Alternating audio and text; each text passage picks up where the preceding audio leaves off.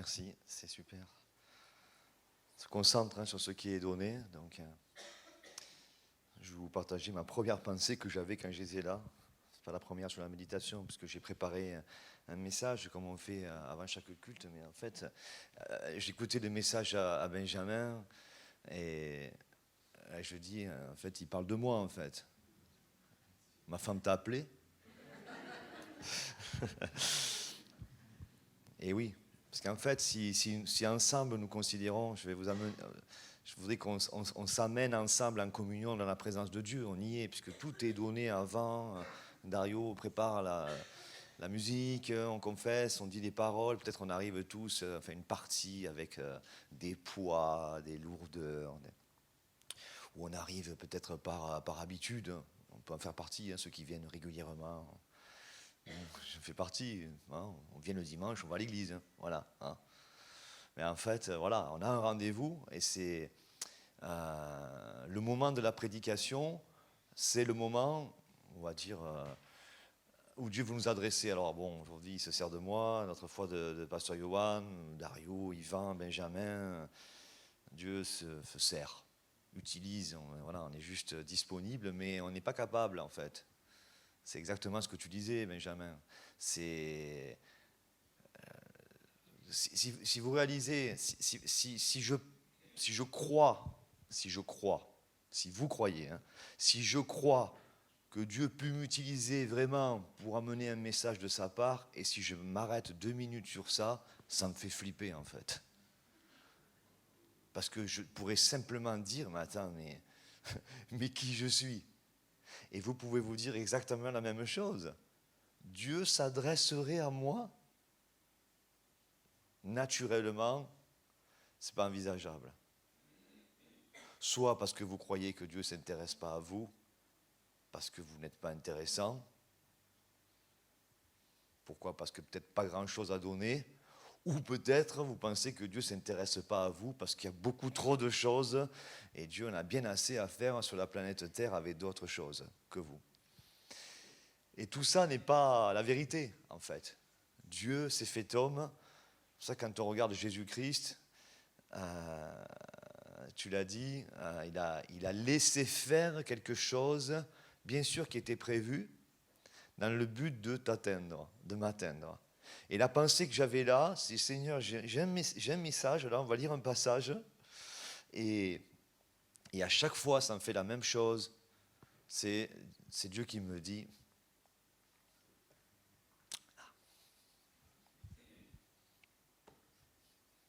je t'aime en fait. Donc, je vous le dis. Dieu vous aime. Bon là, elle est là. Elle n'est pas accrochée là. Voyez comment l'amour de Dieu s'est manifesté. Oui, pour l'humanité, mais pour toi. Je dis volontairement à la seconde personne, pour que ça soit toi. On va lire la première épître de Jean. C'est vers la fin de vos Bibles si vous n'êtes pas habitués. Jean a écrit un évangile et aussi 3 épîtres et aussi l'Apocalypse. Donc la première épître de Jean.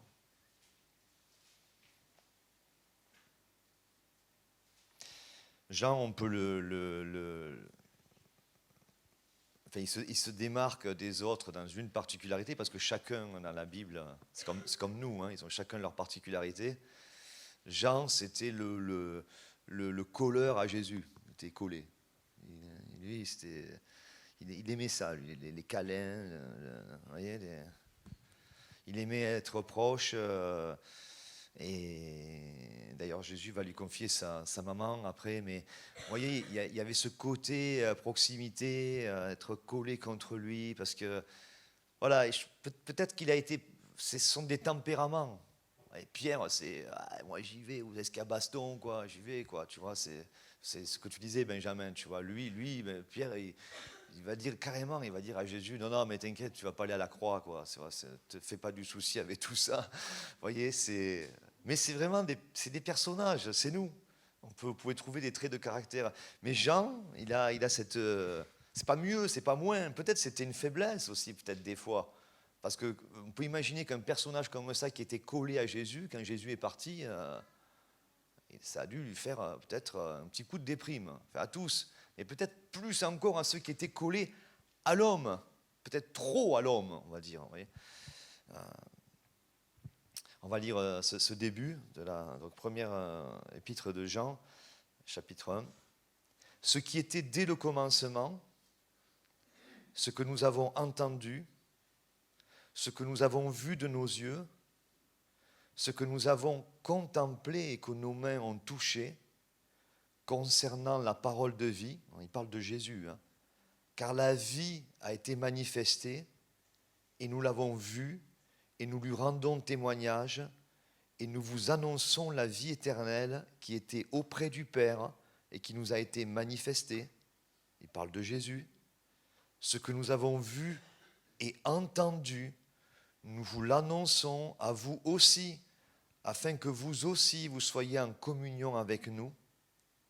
Or, notre communion est avec le Père et avec son Fils Jésus-Christ, et nous écrivons ces choses afin que notre joie soit parfaite. On va prier.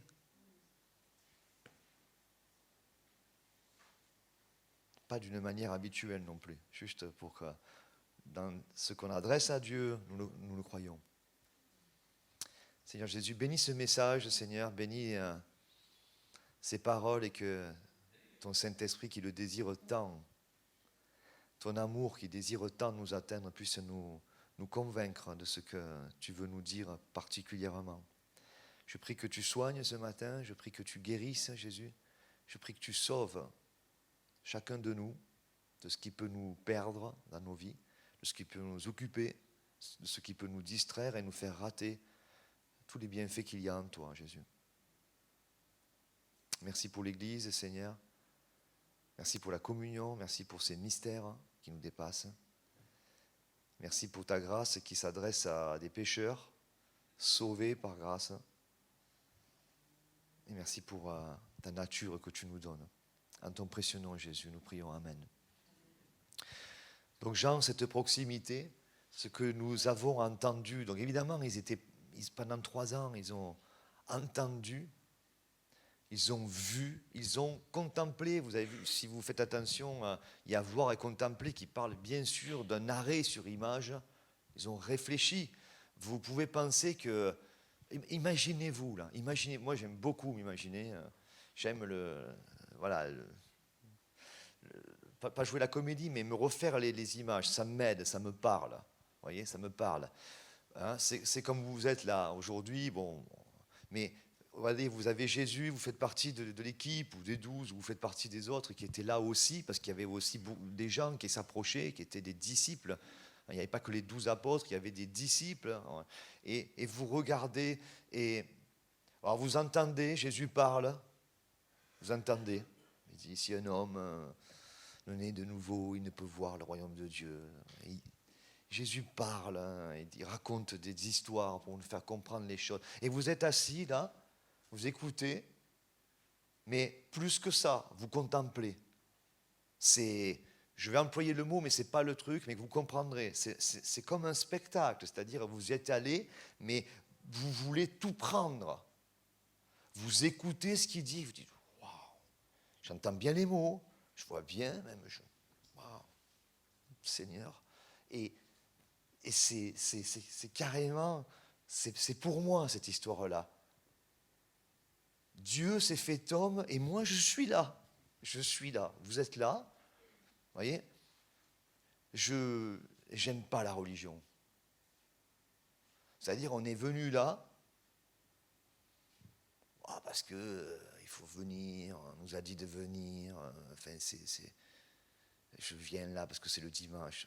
Tout ça, Jésus n'aime pas ça. Ça peut vous choquer.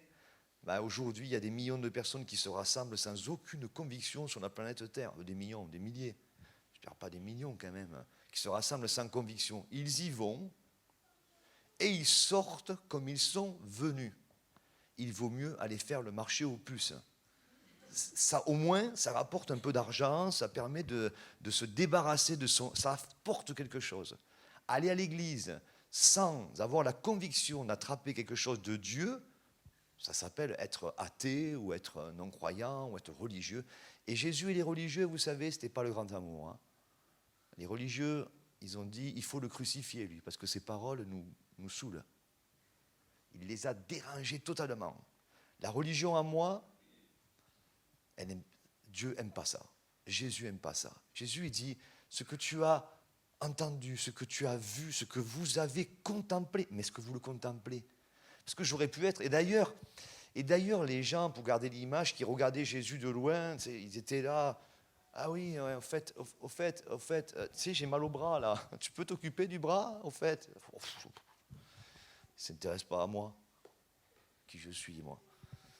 Ah, Jésus, j'ai des problèmes sur mon compte bancaire. C'est vrai qu'il y a plein de gens proches. Alors en plus, il y a des gens pas fréquentables qui sont devant, alors que moi, quand même, ils pourraient s'inquiéter de moi.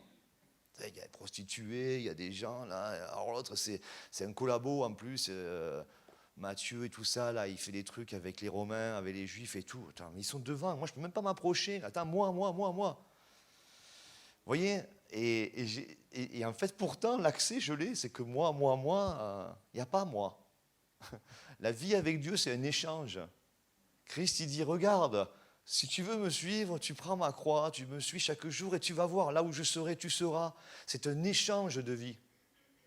Et moi, je peux arriver, c'est ça qu'il dit, ce que nos mains ont touché. Et Jean finit dans le passage que je vous ai lu par dire, ça, je vous le dis pour que vous soyez en communion les uns les autres et que votre joie soit parfaite. Ne cessez pas de vous le dire. Vous avez des problèmes? Moi aussi.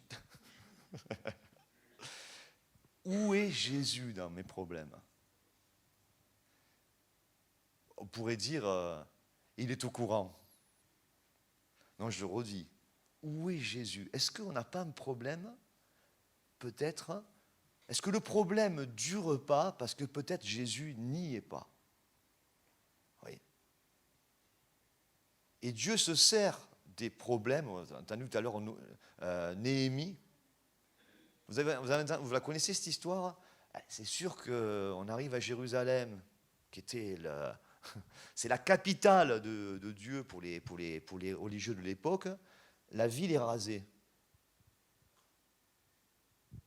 Le religieux va dire, il n'y a plus de Dieu, puisqu'il n'y a plus le bâtiment. Il n'y a plus le bâtiment, il n'y a plus le dogme, il n'y a plus la religion, il n'y a plus la préparation, il n'y a plus les prières récitées, il n'y a plus Dieu. Dieu dit, ah bon? Dieu, c'est un bâtiment, Dieu, c'est les prières qu'on répète, Dieu, c'est la religion. Dieu, c'est pas ça. C'est ce que nous avons vu, ce que nous avons entendu, ce que nous avons contemplé. Nos problèmes, je regarde Jésus, je le tiens au courant. Ça commence comme ça. Hein, vous tenez au courant par des prières, Jésus. Hein, c'est une manière, c'est pas péjoratif. Hein. Seigneur, il y a ça dans ma vie. Parenthèse, je te tiens au courant. Allez, commençons comme ça. Et Jésus me dit, regarde, contemple, touche. Tous nos sens sont le goût. Si vous avez goûté que le Seigneur est bon, tant qu'on n'a pas goûté que le Seigneur est bon, on ne sait pas quel goût ça a. C'est pas venir à Jésus, pas à l'église. Vous savez, c'est un pasteur qui va vous dire, n'allez pas à l'église. Mais oui, n'allez pas à l'église pour l'église. Vous savez, on est... en ce moment, on parle entre nous, dans le staff, on parle d'organisation, de réorganisation. Il y a des gens qui en font beaucoup, il y a des gens qui en font trop, il y a des gens qui en font rien du tout, il y a des gens qui en font un peu. Vous voyez? Le truc qui va subsister, c'est qui va chercher Jésus dans tout ça. Sinon,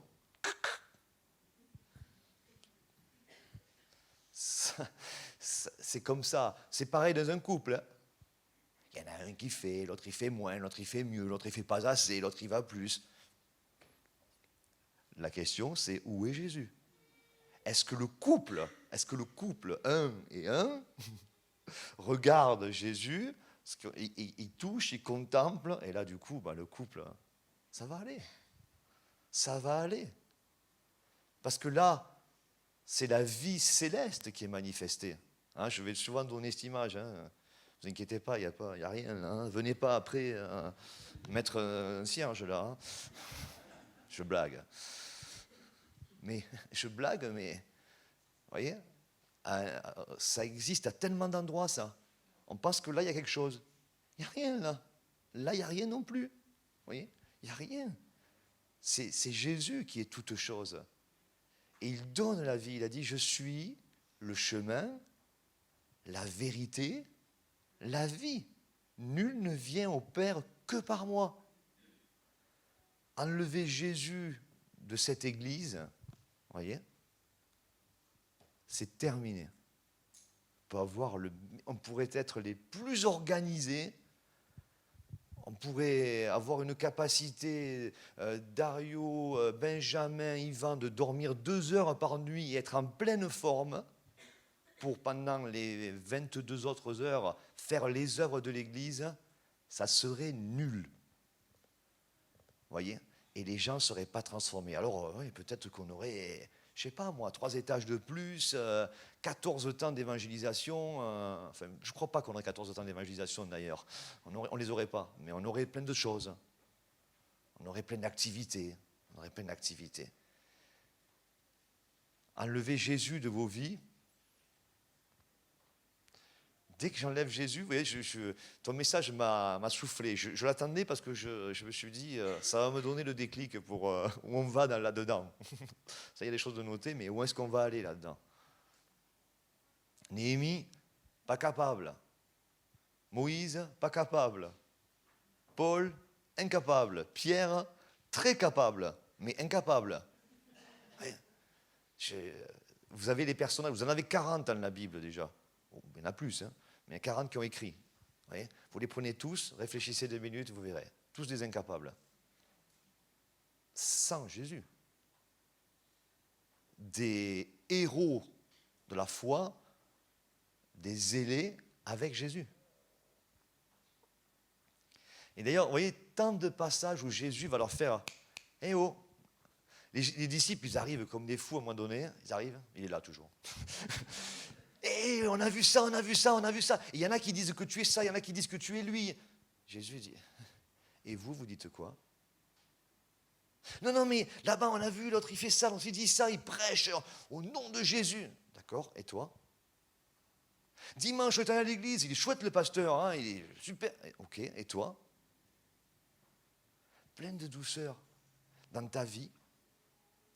Et waouh, dimanche, c'était génial, je suis sorti. Et lundi,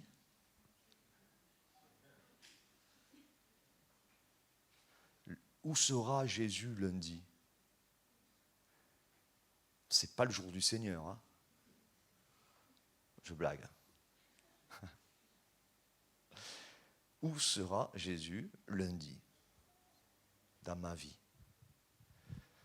Sûrement qu'il y a le boulot, sûrement qu'il y a les tracas, il y a, je sais pas moi, il y a l'argent, enfin il n'y a pas l'argent justement, il y a tout ça. Il y a la famille, les tracas, les problèmes. Où sera Jésus ? Que dis-tu ? Que dis-tu ? Que dis-tu ? Et la vie qui a été manifestée, que Jean parle, évidemment, c'est la vie de Dieu. Cette vie qu'on appelle, en grec, c'est un mot qui se dit Zoé, c'est la qualité de vie céleste.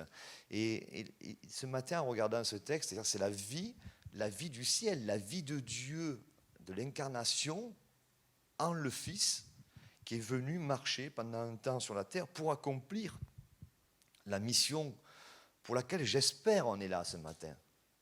La passion de Christ, la mort, l'enterrement de vos péchés si vous avez cru, et la renaissance à la vie nouvelle. C'est ça Christ. C'est pas le petit Jésus de la crèche, tout ça. C'est bien plus que ça. Et cette vie Zoé qui a été manifestée, cette qualité de vie céleste, on entend souvent, enfin pour ceux qui sont un peu habitués, Zoé, cette qualité, c'est la vie céleste. Et j'ai juste vu un commentateur qui met, et c'est tellement, il dit, lui il dit pas c'est la vie céleste, il dit c'est la vraie vie. Vous voyez ?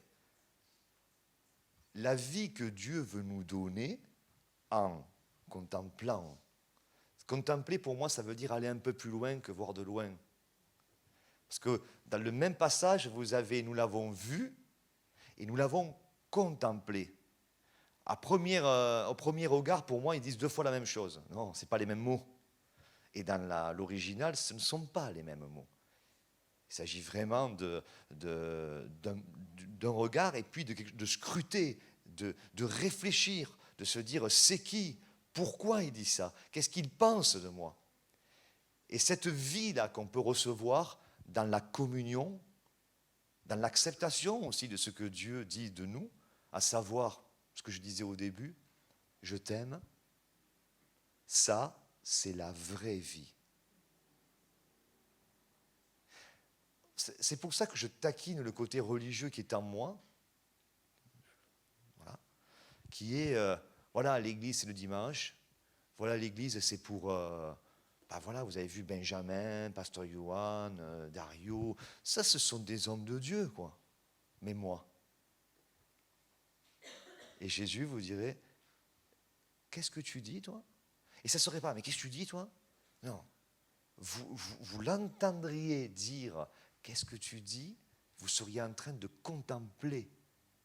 Parce que quand Jésus nous parle, il dit, et la parole, parce que Jean aussi a écrit l'évangile où il dit, la parole a été faite chair. Nous l'avons contemplée. C'est la parole de Dieu. C'est-à-dire que Jésus, quand il le côtoyait, quand nous le côtoyons, nous côtoyons. Au commencement était la parole, et la parole était avec Dieu, et la parole était Dieu. Et Dieu dit, et cela s'est réalisé. C'est ça, contempler Jésus. C'est contempler Dieu. C'est contempler le Créateur. C'est contempler celui qui dit, si tu es en Christ, si tu es dans cette contemplation, tu es quelqu'un de nouveau. Et en nous, la bataille.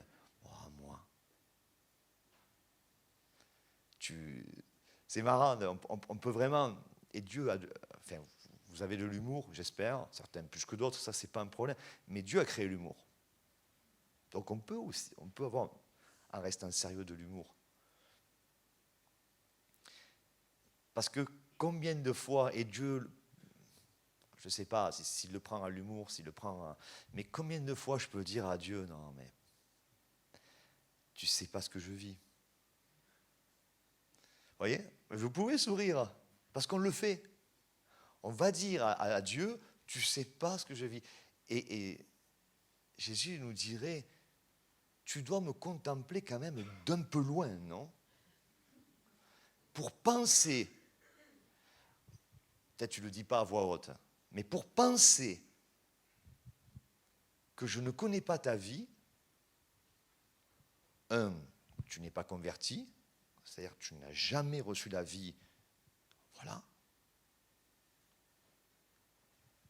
Soit vraiment t'observe de loin. Et il y a un piège avec l'Église, avec les rachetés, un piège qui est un bel exercice, parce que moi je trouve que l'Église c'est le laboratoire de Dieu un peu. Enfin, vous voyez, c'est que par moments on regarde les gens de l'Église comme si c'était eux Dieu. On les regarde, on dit il aurait dû faire, il va le faire, ou c'est pour lui. Et j'ai vraiment ces flashs où Jésus me dirait, vous voyez, à côté de moi, il me dirait, et toi tu dis quoi? Tu penses quoi? Tu penses sérieusement que lui, il a la capacité de me contempler, et que toi, ça ne t'a pas été donné? Blaguons un peu, parce que c'est marrant. Vous voyez? Et ça, et Jean écrit, dès le début, il dit, je vous communique ça pour que vous soyez en communion et que notre joie soit parfaite. Parce que le principe de la communion, c'est divin. La Trinité, un mystère qui nous dépasse, mais bien réel. Père, Fils, Saint-Esprit, un seul Dieu, 3 personnes.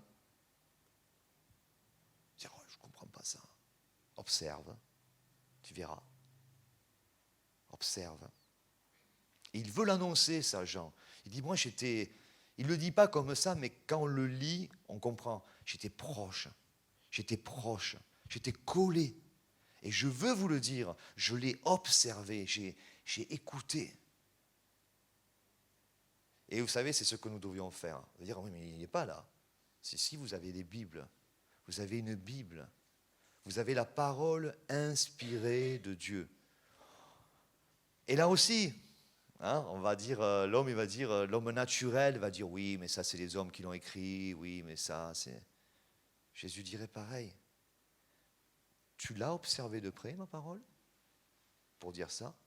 Oui, mais je sais, regarde ce qu'ils font au nom de Dieu, dans les pays et tout ça. Non, toi tu dis quoi? Oui, mais à la télé, toi tu dis quoi? Quel est ton avis à toi? Oui, mais j'en ai vu un chrétien. Toi, tu dis quoi?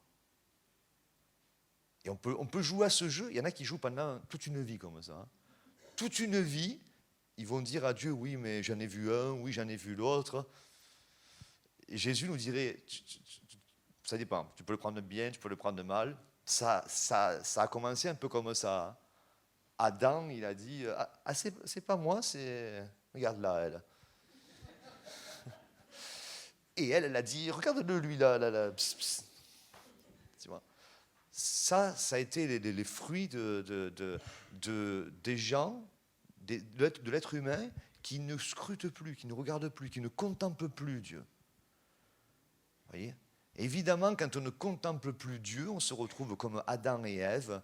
Le diable vient et te dit, c'était bien dimanche? C'était bien, hein? Ouais, oui. Un jour peut-être pour toi. Allez, on va retourner un peu au problème parce que ça, c'est la vraie vie. La vraie vie, c'est il faut assumer les problèmes, il faut gérer ta situation, ta femme, tes enfants. Voilà, t'as été à prier? Allez, viens, on y va. Vous avez raison de rire, mais pour beaucoup, c'est notre expérience. Il vaut mieux rire. Mais et Jésus dit, oh, non. Ce que tu as vu, tu as touché, tu t'es approché. Et toucher, ça marche aussi aujourd'hui. Parce que vous voyez des gens. Vous avez des gens qui sont dans l'esprit, pas 24 heures sur 24, vous touchez cette vie-là. Vous touchez cette vie-là. Quand vous entendez des témoignages de gens qui viennent, qui disent avant j'étais comme ça, aujourd'hui je suis comme ça, hier je m'inquiétais pour ça, aujourd'hui le problème est toujours là, mais j'ai reçu cette vie céleste qui est la vraie vie. Et du coup, cette chose-là que je pensais être la vraie vie a pris moins d'importance et du coup le problème s'est en partie réglé.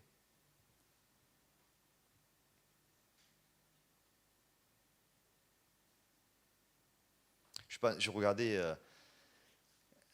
vous savez, ce passage, j'en ai parlé tout à l'heure, quand Jésus commence à dire aux apôtres et aux disciples qu'il va mourir et que cette mort est dans le plan, il sait qu'il est venu pour ça.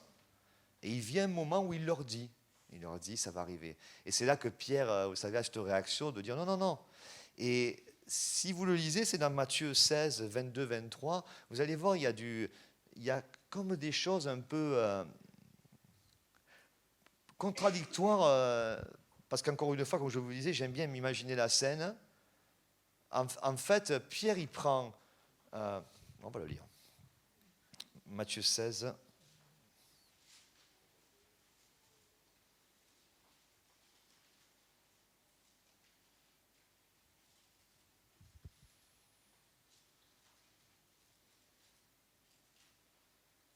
Matthieu 16, verset 22, je crois.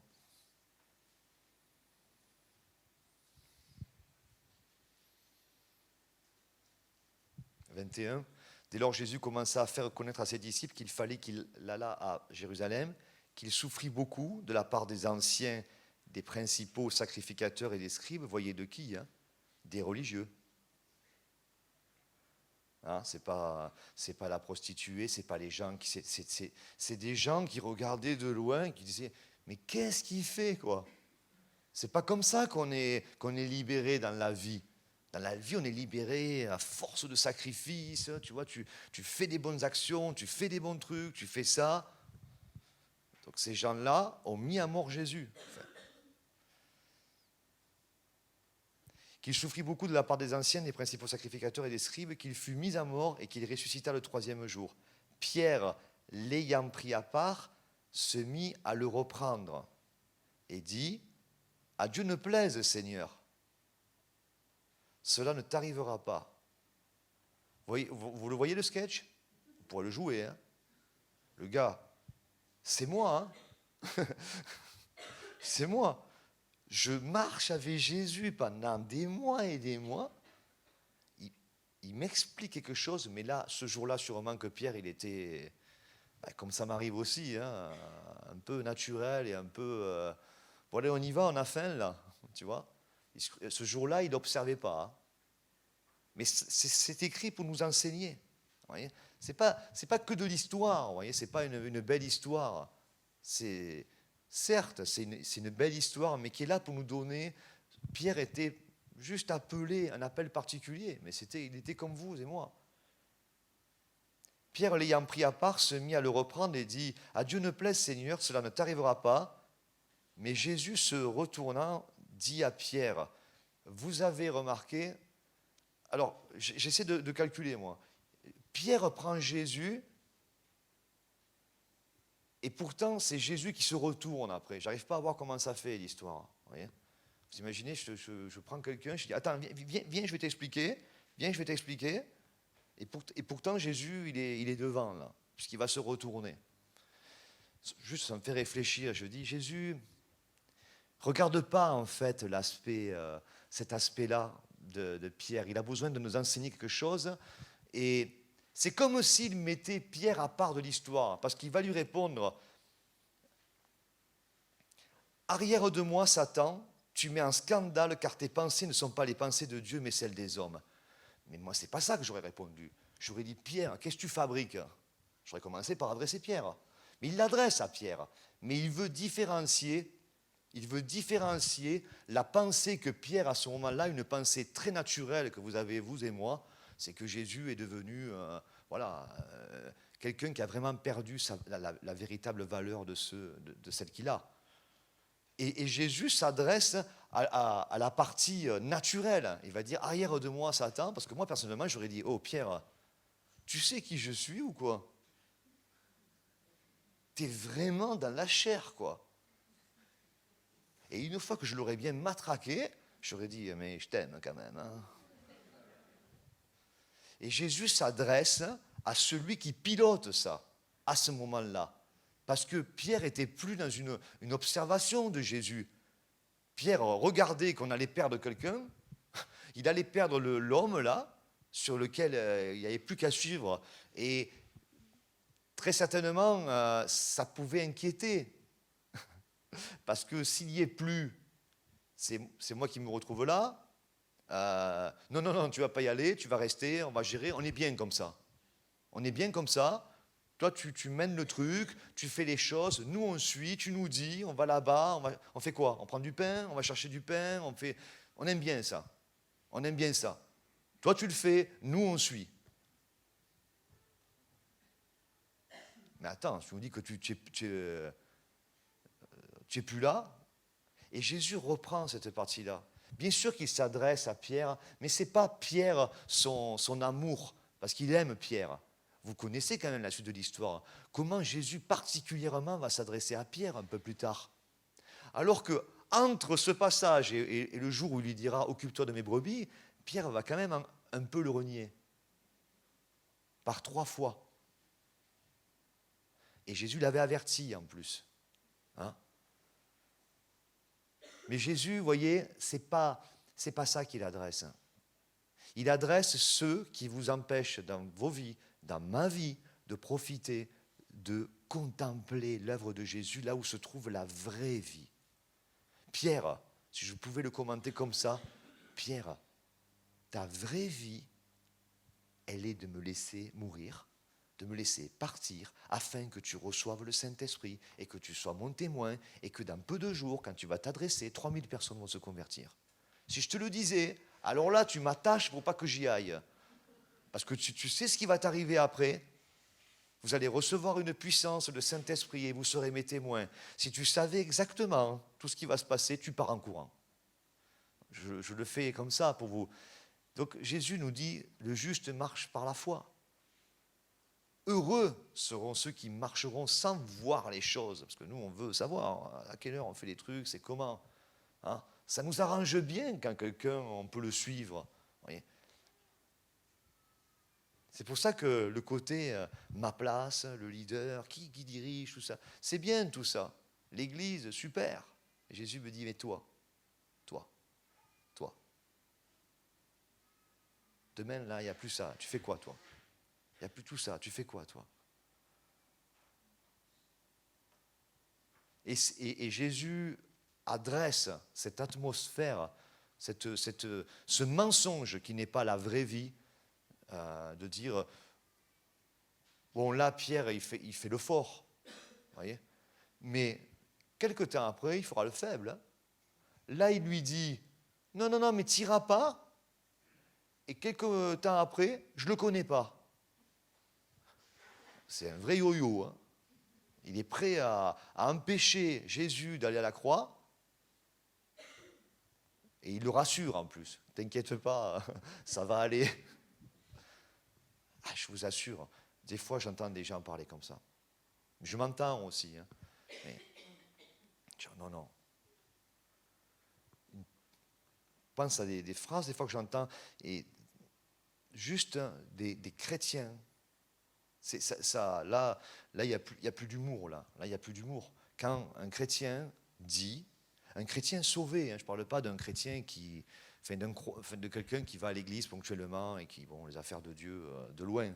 Je parle d'un chrétien sauvé qui a des convictions, qui sait que Dieu l'aime et qu'il est mort pour lui, qu'il est ressuscité pour qu'il ait la vie, qui dit, Dieu, mon cas, n'intéresse pas Dieu. Pour les raisons, mon cas n'intéresse pas Dieu. Jésus dirait, arrière de moi, Satan. Ta pensée, ce qu'il lui dit, hein, la pensée que tu es en train de communiquer là, elle ne vient pas de mon royaume, elle vient des ténèbres. Elle vient des ténèbres. C'est ce qu'il lui dit. Arrière de moi, Satan, tu mets en scandale.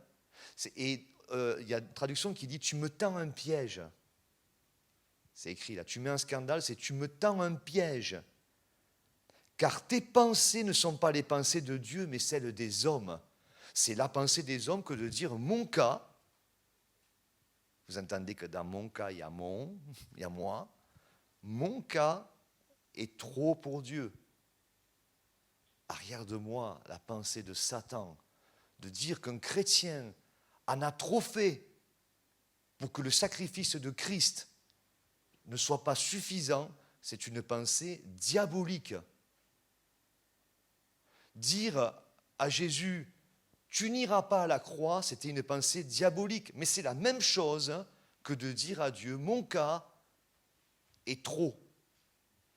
C'est diabolique. C'est une pensée de Satan.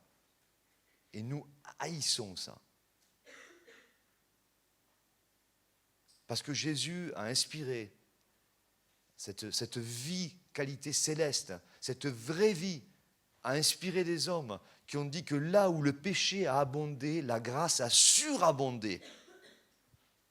Ou alors, il faut vraiment arrêter de se rassembler.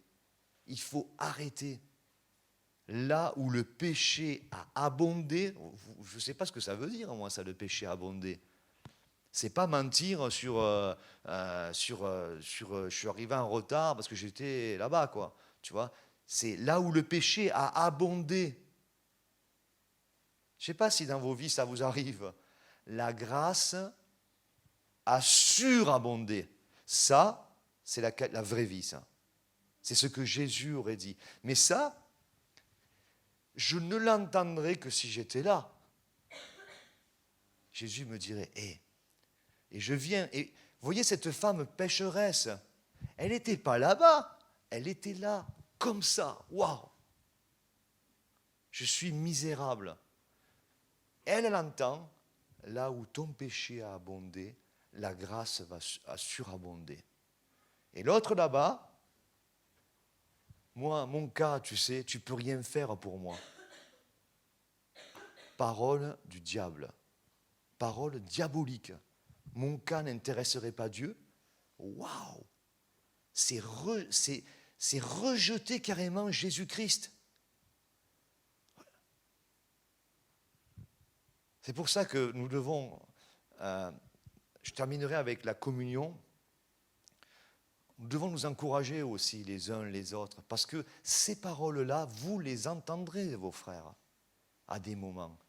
Voyez, alors on ne va pas dire arrière de moi, machin, mais ça, c'est Jésus le dira. Jésus le dira.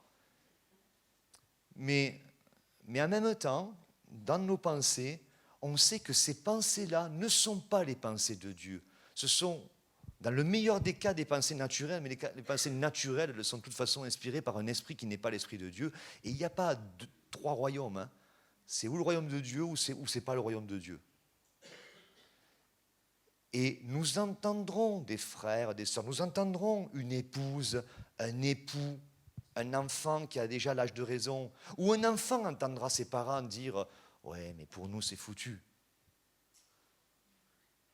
Que devons-nous faire à ce moment-là? Prier? Viens. Attends, je ne m'écarte pas trop, moi, parce que je préfère... Parce que la tendance, c'est « Attends, je vais t'aider, je vais t'aider, je vais t'aider, je vais t'aider, je vais t'aider », et puis d'un coup, oh là. Non, non. Nous, on doit rester là. On doit rester là, parce que c'est là que devient la vie. Et viens, attends. Mais tu dois rester là, parce que qu'est-ce que tu vas donner si tu ne restes pas là où tu peux toucher, là où tu peux contempler, là où tu peux entendre, là où tu peux sentir, Qu'est-ce que tu vas donner? Tu vas donner, eh oui, je comprends, moi aussi, j'ai vécu comme toi, ouais, c'est dur, ouais. Viens, on va un peu plus loin, parce que là, quand même, tu vois, après je continue, je tombe là. On peut se faire avoir comme ça. Je te comprends. Moi, je comprends. Ah oui, ils ne te comprennent pas tous. Hein, oui, je comprends. Vous voyez, non, il faut rester là. Il faut rester là. Il faut rester là et dire, viens.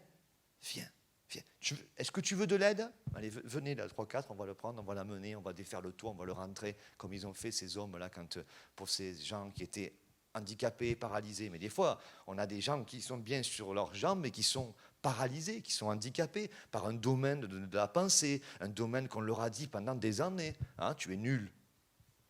Je le rappelle régulièrement, ça. Combien, peut-être il y en a parmi vous, là, qui ont eu de la part de quelqu'un qui avait de l'importance dans sa vie, la pensée qui rentrait, qui s'est clac, tu es nul. Donc tu es nul. Ça, si tu restes là, tu resteras avec cette pensée. C'est trop loin, trop loin. Là, tu vas comprendre que tu n'es pas nul du tout. Tu es exceptionnel. Ah bon? Oui, mais pour entendre que tu es exceptionnel, il faut rester un peu. Parce que ça prend du temps de te le faire comprendre.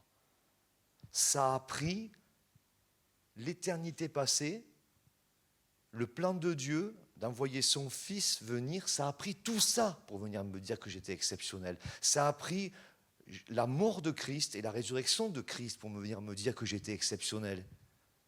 Et c'est près de Christ que ça se passe. Voilà. Donc si ce matin, vous ne savez pas que vous êtes exceptionnel, croyez-le. Approchez-vous. Contemplez. Faites pas que écouter. Contemplez. Et quand vos frères, sœurs, ou vous demain, ou moi, vous diront, oui, mais moi, prenez-le et dites, viens, on va écouter le message de dimanche, ou viens, on va à l'étude biblique, ou viens, on va aller voir, on va aller visiter un frère, on va aller visiter quelqu'un. Viens, on va contempler l'œuvre de Dieu ensemble, parce que là se trouve la vie, et là se trouve ta vie, et là se trouve la vraie ta vie, la vraie vie, ta vraie vie à toi, celle que Dieu a prévue depuis bien longtemps et pour laquelle il a tout accompli pour que tu puisses la vivre vraiment. On va prier. Merci Jésus pour cette vie, cette vraie vie qui vient du ciel. Voilà, je prie juste ce matin, si quelqu'un n'a jamais saisi la vie du ciel, je parle de quelqu'un qui n'aurait jamais été converti, peut-être quelqu'un qui a été baptisé quand il avait 3 mois, mais devant Dieu, ce n'était pas un choix personnel. Un choix personnel, c'est quand on a conscience que Jésus est là, que Dieu est là, que Jésus tape à la porte et qu'il dit aujourd'hui, toi, qu'est-ce que tu en penses? Toi, qu'est-ce que tu en penses? Veux-tu que je fasse partie de ta vie? Veux-tu me donner ton cœur? Veux-tu m'ouvrir la porte de ton cœur? Veux-tu que je mette de l'ordre dans ta vie? Veux-tu que je t'aide à régler les choses? Veux-tu recevoir ma vie? Voilà, si quelqu'un dans cette salle veut ça, juste dans vos cœurs, vous levez la main de votre cœur et vous dites « Christ, Jésus-Christ, je t'accepte comme mon Seigneur et mon Sauveur. » Ce soir, peut-être je prendrai le temps dans ma chambre, dans le secret, de te dire des choses sur ma vie.